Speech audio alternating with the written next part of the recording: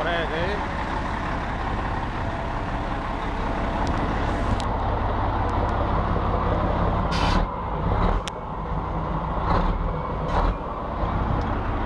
Vamos lá o rolezinho com o prego.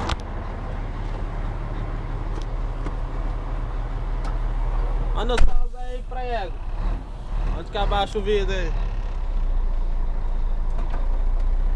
Não dá nada não, viu? Olha o prego 112 aí. Só farta bom só.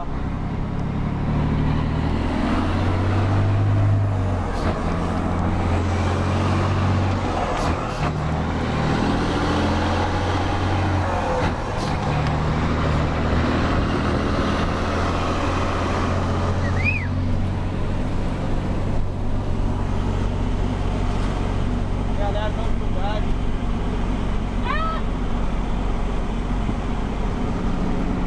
O banquinho é nada que é rebaixado. O pulmão fica na altura da reta da porta.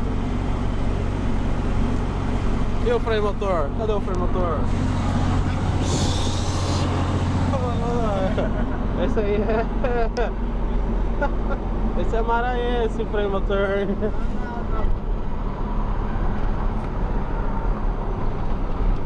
Vamos ver o que vai dar até o final da viagem. Mas quantos que fica puxando? Vai estourar pneu, hein? Cuidado, hein? Não é nada. Alô, prego. Falou, filho. Fique em paz. Olha, mano.